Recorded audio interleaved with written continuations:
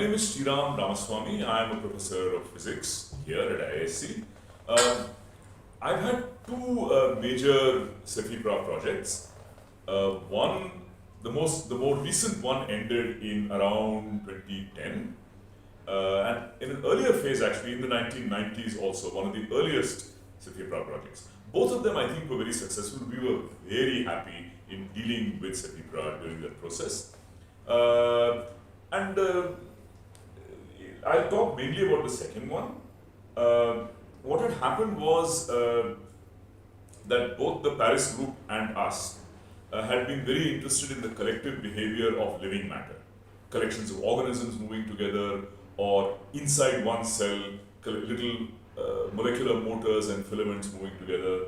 So we decided it would be natural to write a joint project. So we called the project the Mechanics of Living Matter, which you can see, if you see the screen behind me, I don't know if you can see it, but Mechanics of Living Matter is La mécanique de la matière vivante is what we called it in French.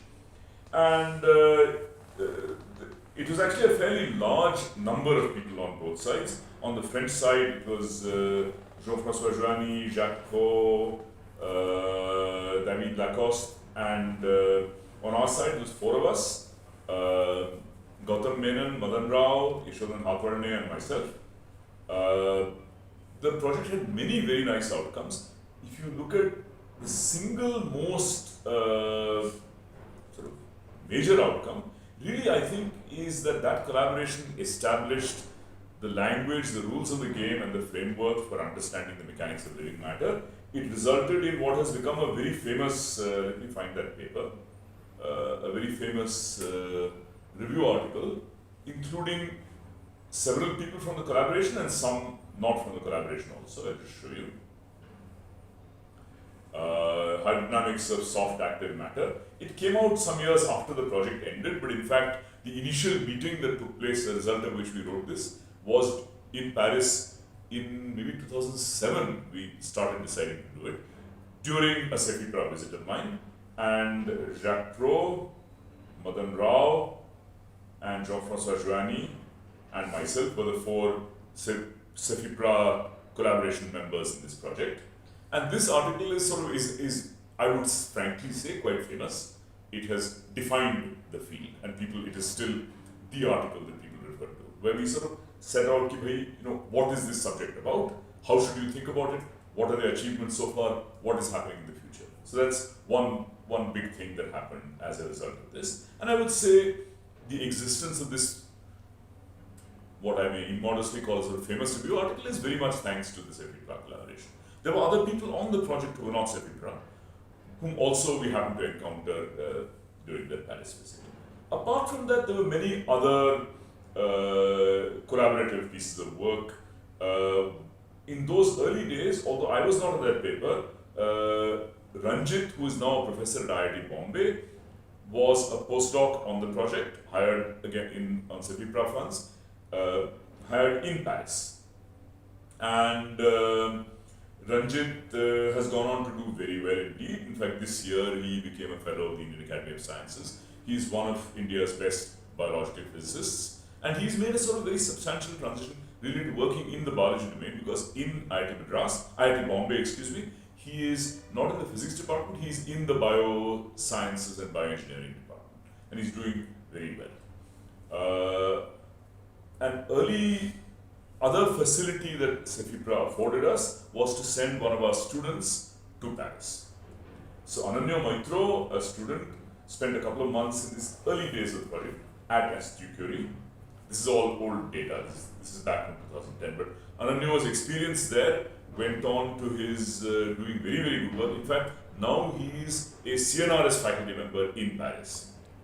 Then Gatien Verlet was a student at ESPCI who spent a few weeks here at ISC and at Raman Institute and at IMSC.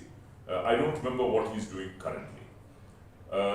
Specific collaborative papers included joint work by Lacoste, Gautam Menon, and Joanny, as well as a rather nice little collaboration between Jean-François Joanny and me on the spreading of active drops. These are all nice little papers. Probably the sort of big outcome, the defining outcome, was this big review article which I already talked to you about a little while ago. There were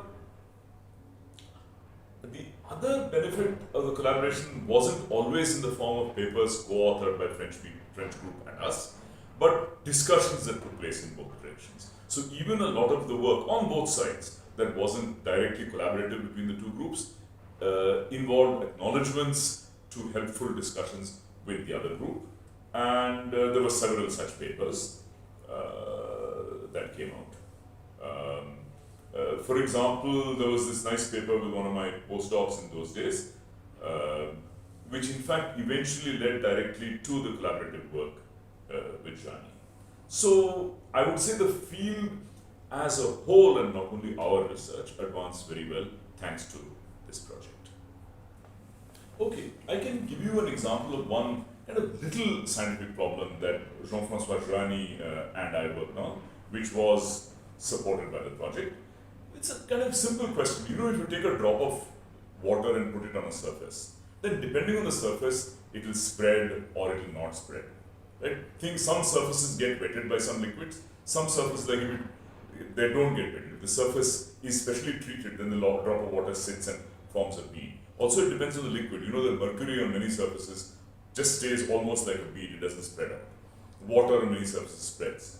So our question was, supposing the drop itself contains active objects. Active objects mean objects like organisms that are swimming and pushing the fluid, or little machines that are creating internal flows in the fluid.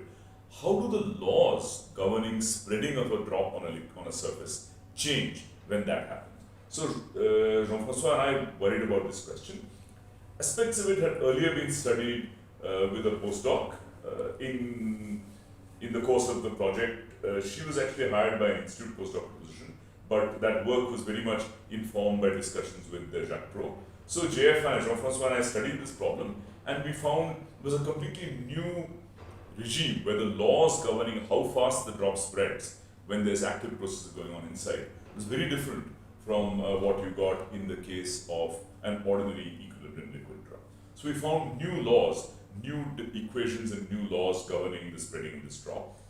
And we thought that was rather fun. That is one of, as I said, not the most profound outcome, but it's a nice case of a novel direction being defined and new emergent physical laws coming out. So that's all.